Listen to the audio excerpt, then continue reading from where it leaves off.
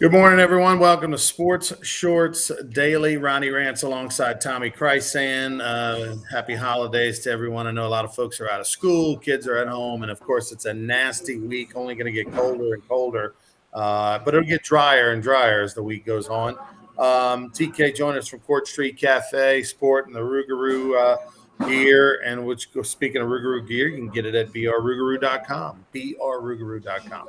All right, so we're going to talk about the NFL, some big goings on. It was a wild weekend this past weekend in the NFL. The Saints got a victory, although the Falcons covered the 4.5 or 4, whatever you were getting.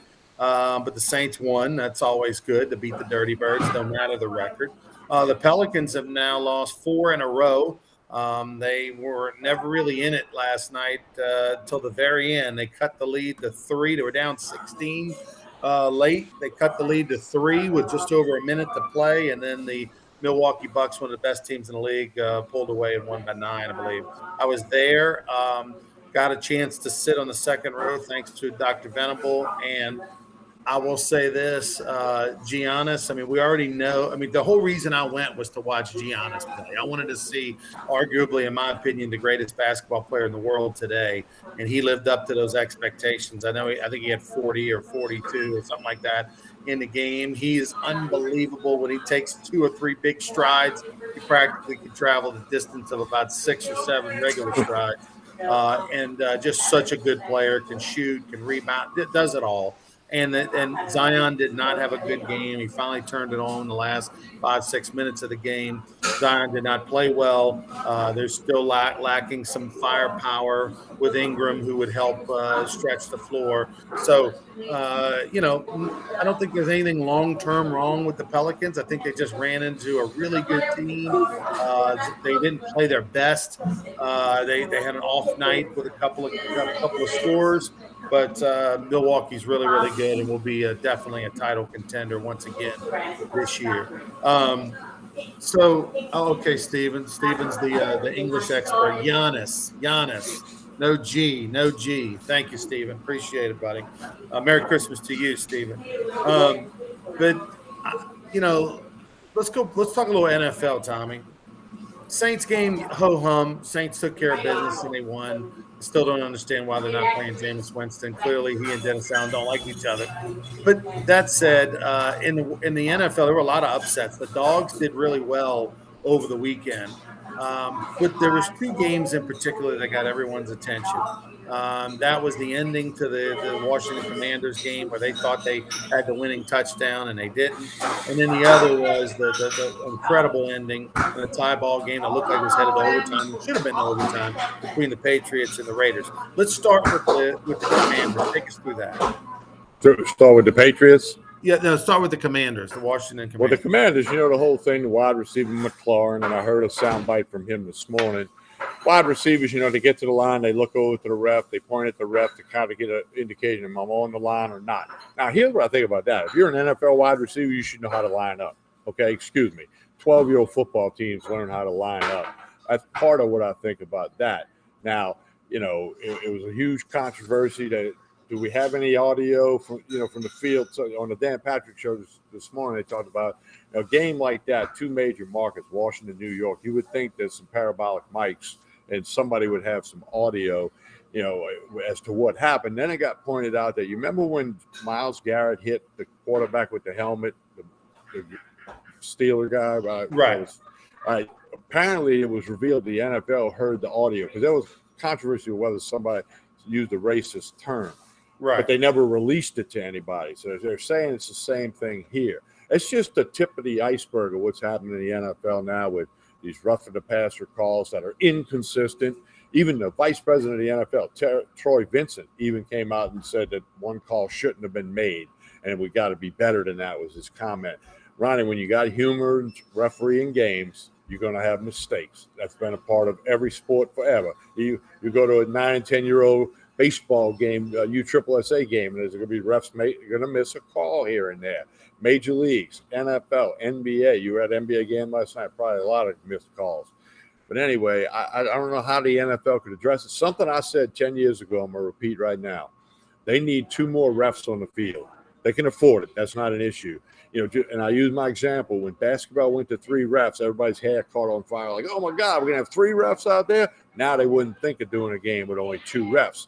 So I think they need to put 2 more refs on the field so they can better cover these incredible athletes, the skill set that these guys got, the run, the jump, how fast it is. People who have never been on an NFL sideline have no appreciation for how fast and big these guys are. It's amazing.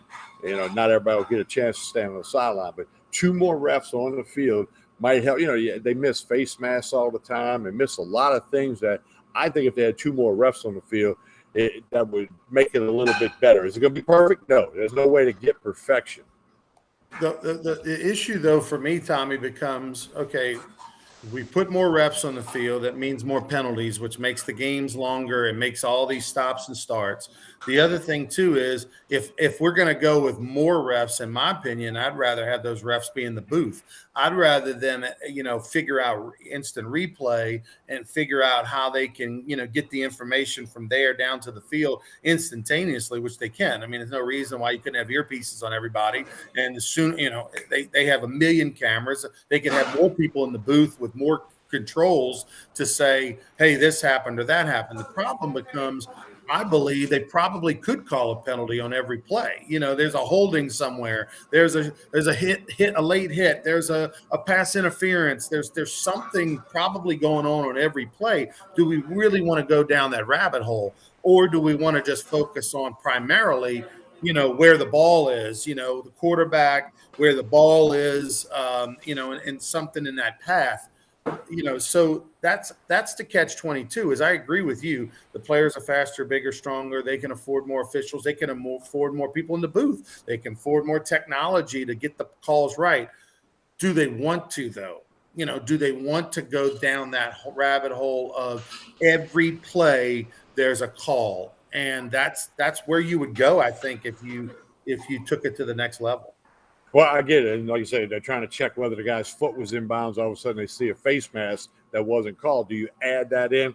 No, it's not an easy. There's no easy solution. And, again, you got to get as close to perfect as possible because, Ryan, there's so much money involved. Guys' jobs are on the line. A coach has been told privately, if you don't make the playoffs this year, we're going to make a change. Well, and then he gets a bad call at the end of the game, and he's thinking, now I'm going to get fired because I'm not going to make the playoffs.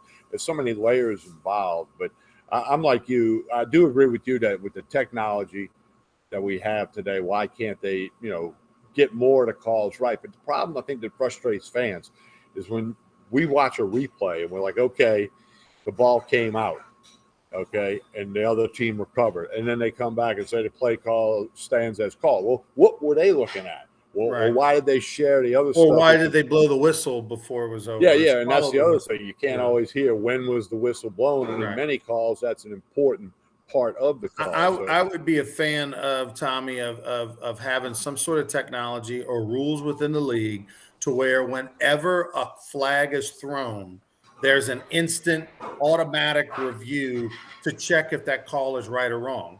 And it doesn't have to be, Dennis Allen on the sidelines waiting for his guy in the, his assistant coaches in the booth to see a replay on TV to decide if he should throw the red flag or not. It should just be, instantaneous. Whenever they see a flag thrown, even before they make the call to the public, they're on a microphone saying we got holding on 52. So before even the head official signals, they probably know whether 52 held or didn't. And then they go, calls confirmed. And those things don't need to be said, but I think it's important for them to get it right. If guys are throwing flags on the field, review those calls and then allow the coaches to have a couple of wild cards, however you want to do the rules, but allow coaches to have 2 or 3 challenges that say, hey, you didn't call pass interference. We believe it was pass interference, so therefore I'm challenging that.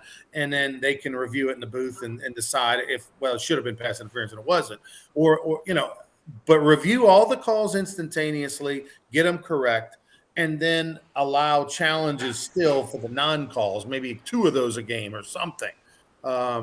But in the instance of the Washington game, he clearly was not on the line of scrimmage. I mean, the tackle was not covered up. He was lined up like a slot receiver off the ball. but the fact that he supposedly asked the official, "Am I good? Am I good?" and the official said, "Yeah." Um, one, how does a professional wide receiver not know how to line up correctly, Tommy? That's where it starts. God, yeah, that's ridiculous. And you can get high school kids to do it correctly, but a guy getting paid $1 million can't figure it out. And two, yeah, maybe the official just got so used to saying, yeah, yeah, yeah, and he just said it, and then he realized, I don't know. I don't know, but he wasn't lined up on the ball. I saw the replay. He was off the ball. It was the correct call, regardless of the conversation.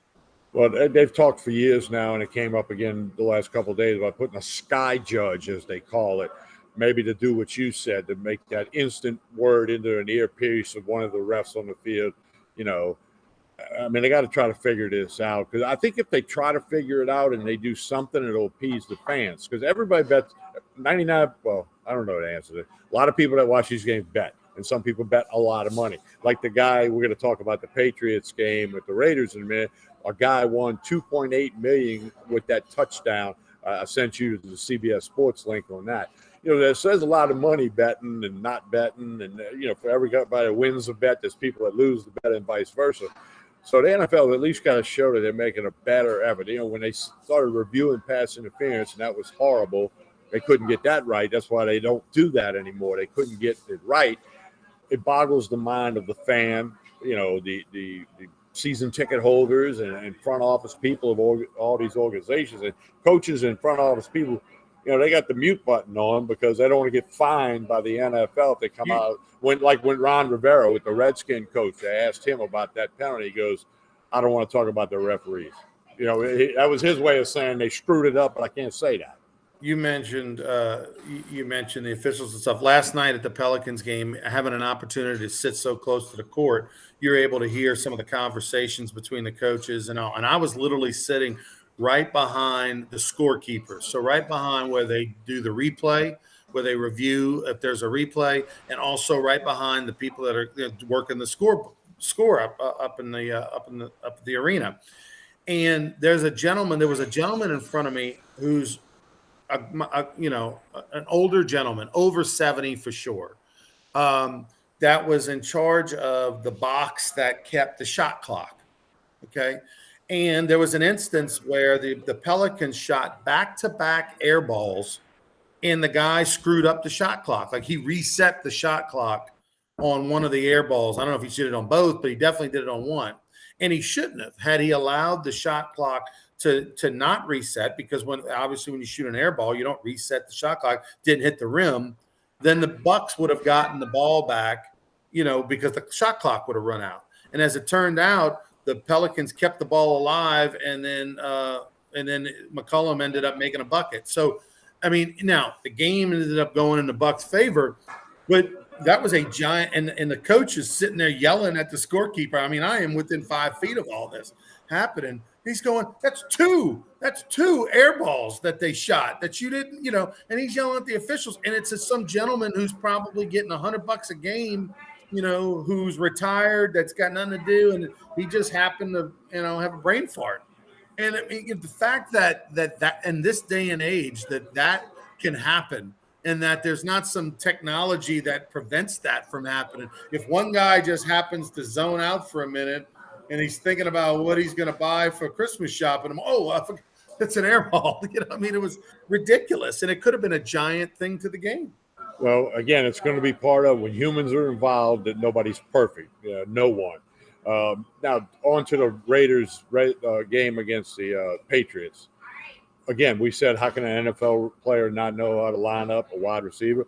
How can that guy – I mean, okay, we've all seen a million of these lateral plays. Only it worked for Cal against Stanford, okay? Tip your hat to them. That's the 1 out of 10 million times that super crazy lateral thing. And I don't talk about hook and ladder, or there's been some other plays that work with a lateral, but most don't. But the fact that the score was tied, if you're down by 5, okay, I get it. Field goal's not going to help us. We're not going to get any penalty here, so we got to try something crazy. But a professional football player on the field should have known that, okay, I'm not going to score. The clock has expired. I got to get on the ground, so we go to overtime. No excuse for an NFL player screwing that up. And Belichick tap danced around. He said, we made a mistake. But I bet that meeting that Belichick had with that player wasn't a fun one. I'm shocked that obviously Bill Belichick is getting soft because the old Bill Belichick would have cut those players, for the laterals for no reason.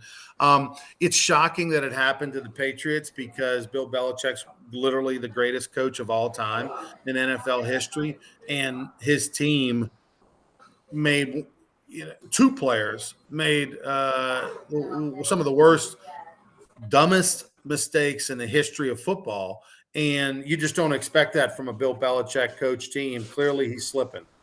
Well, they made the comparison to when Auburn beat Alabama on the kick six when obviously they didn't coach the kids up that guy could run it back or whatever, and that was Saban's fault. And he had basically admitted that, not right after the game, but in time he admitted that they didn't coach that properly. Well, Brian Kelly, look at him this year. Brian Kelly, it's Georgia. The kid, from Georgia picked up the ball.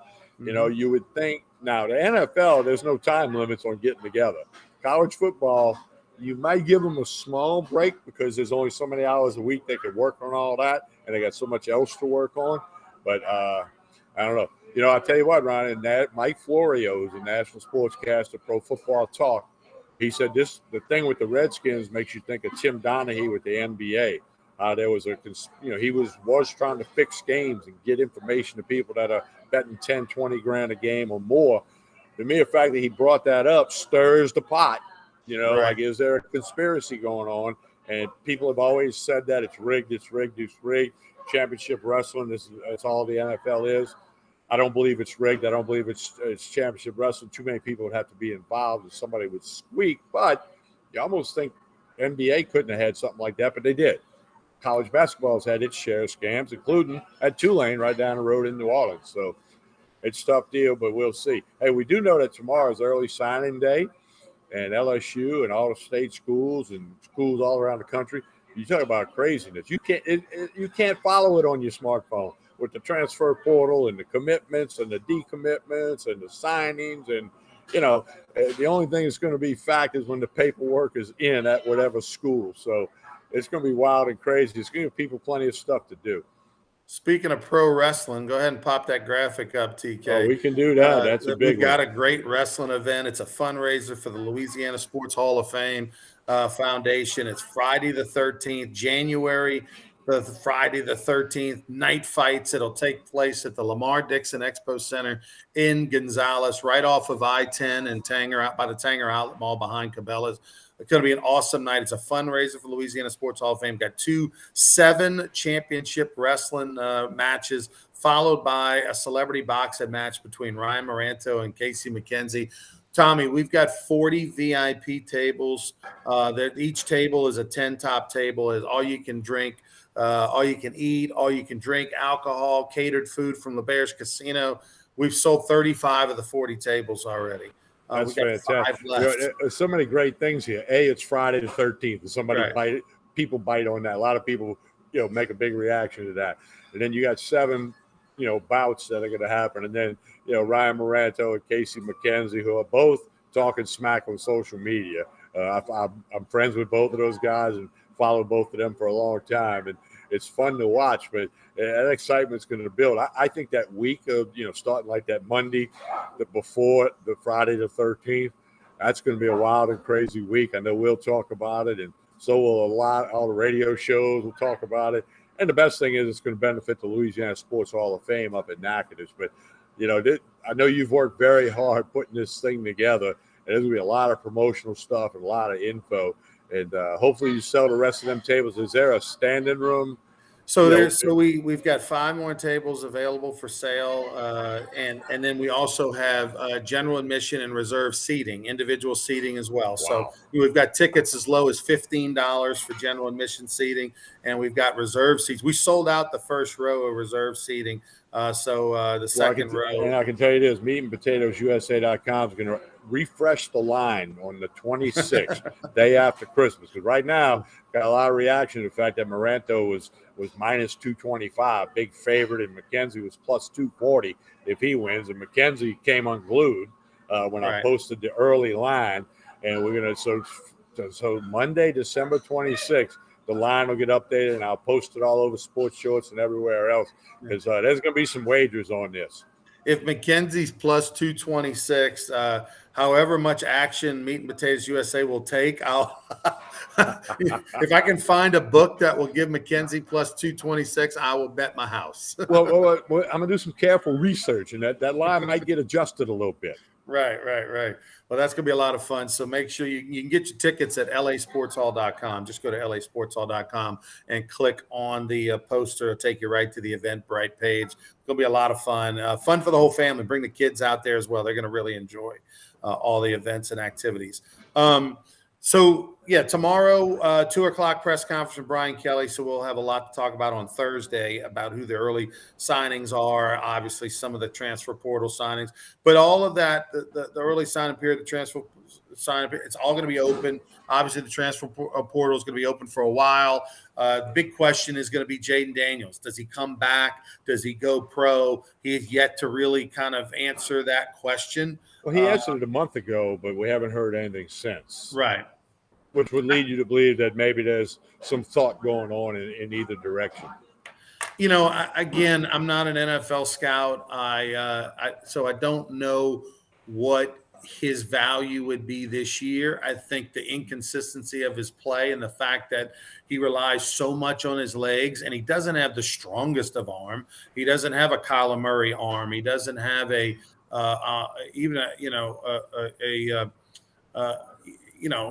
a Joe Burrow arm for that matter. And he doesn't have the speed of some of the others. So I think he's probably a third-round draft pick. If I had to put a grade on where Jaden Daniels would go if he came out pro, I think that's the ceiling for him. I don't think he's a second-round pick unless somebody just really overreaches and falls in love with him. So is a third or fourth-round pick enough for him to come out this year? Or does he go back and think he can work his way up to the second round, maybe back into the first round if he just has a phenomenal year? But look, if he comes back, LSU is going to be a preseason top 10 team in the country, maybe even top 5 team in the country if he comes back next year. Yeah, I'm like you. I think he should come back, play another year to get himself better and try to raise his stock, whatever his stock may be. You know, the old saying, right? You just got to have one team that thinks you're good and takes you in that second round when the other 31 teams wouldn't have even thought about taking you. And there's lots of teams that don't need a quarterback, so not every team drafts a quarterback. So it's really not 32. It's like you got to have one of the teams who need a quarterback, short-term or long-term or instantly, to like you. But I think Jaden Daniels came back to LSU and played again and had success in production, the numbers that he had this year. He no doubt could go in the first 3 rounds. I know that with the weather the way it is, rainy and cold, it's not golf weather, but there is some golf news to talk about, and that is that the Masters is going to allow the LIV golfers to participate in 2023. There was some talk that the Masters might go align with the PGA and not allow the LIV golfers, which is what the PGA wants them to do. But rightfully, I think the Masters said, no, we are going to allow the LIV golfers this year and I guess evaluate it in the future. Well, the Masters is not a PGA event. It's not run by the PGA Tour or the PGA of America. You know, it's a standalone, if you will. So they can do what they want. And I don't think the PGA is going to say anything. Because there's a lot of litigation still hanging in the balance between the PGA Tour and LIV. There's a long list of things. So I think it's good. I think, the Masters is the Masters. They can do what they want to do. And maybe this helps spark some kind of agreement between the two organizations going forward about this. I mean, it's a lot of rumbling, but the Masters, it kind of figures that the Masters would do what they want to do, and they want the LIV golfers there. They're trying to make money. Yeah, the Masters does a lot of charitable stuff, but they are trying to make money. So I'm not surprised by the Masters doing this. It'll be interesting to see if there's any major reaction from the PGA Tour. So you've got 6 former Masters champion golfers that are on the LIV Tour currently. That's Bubba Watson, Phil Mickelson, Dustin Johnson, Sergio Garcia, Patrick Reed, and Charles Schwartzel. The Masters did say they're disappointed in the fact that, professional golf has been split the way it is. They're disappointed, and that they did announce that in April they will put forth some invitation criteria for the future. So they hint that maybe there could be some changes for the future. I think as long as the Masters is around, they're going to always allow past Masters champions to play in their event. I think, but as far as who gets to play in the Masters, that's for them to decide. Do they allow some live champion to qualify for the Masters, or do they stay resolute to the PGA and I don't know. We shall see. That'll be interesting to see how that unfolds. All right, TK, before we get out of here, tell us about Court Street Cafe. Well, Court Street Cafe will be closed Saturday and Sunday, obviously Christmas Eve and Christmas Day. They'll be back open Monday the 26th, ready to serve you breakfast. They got breakfast, lunch, dinner. Connect on Facebook and Instagram. A bunch of folks piling in here for the early lunch crowd. Court Street Cafe, 805 Court Street in Port Allen, just a couple of minutes after you get all over the Mississippi River Bridge. Locally owned by Jason. His staff does a great job. Support Court Street Cafe, 805 Court Street in Port Allen. Breakfast, lunch, dinner will be closed Saturday and Sunday for Christmas holidays. We'll give you the New Year's information next week. But connect on Facebook and Instagram. Court Street Cafe in Port Allen. A couple other golfers, by the way, on that topic. Cameron Smith, Bryson DeChambeau, Brooks Koepka. These are all golfers that are on the Live Tour as well that will be playing because they've won in the last 5 years major open championships. But, man, the Masters won't be the same, TK, if they come up with some strong rules. I hope they open it up. All right. Hey, by the way, reminder, Louisiana Sports Hall of Fame up in Natchitoches. This week, next week is a great time to go to Natchitoches with all the Christmas lights, Christmas festival, with the weather's being cold like it's going to be this week and next week. No better time to go to Natchitoches than right now. And of course, the Louisiana Sports Hall of Fame will be open Tuesday through Saturday from 10 until 4:30 p.m. It'll be closed this Saturday due to Christmas Eve, but Tuesday through Saturday, 10 to 4:30 p.m. Stop by, check it out, right downtown Natchitoches. I don't know if you can play that commercial, Tommy, if we're able to pull that up or not. We can do that. Let me get it up here. But I'll tell you, man, this is the time of the year to go to Natchitoches. And here's a little commercial for you if you head up. Sports Hall of Fame and Northwest History Museum is located on the banks of the Cane River in historic downtown Natchitoches. Come check out the state's architectural marvel and stroll through the great Louisiana history of athletics. The best time to visit the museum is each summer during the Louisiana Sports Hall of Fame Induction Weekend, where heroes of the past and present come to celebrate, honor, and party with the current Hall of Fame class. For more information on how you can be a part of these festivities, visit lasportshall.com.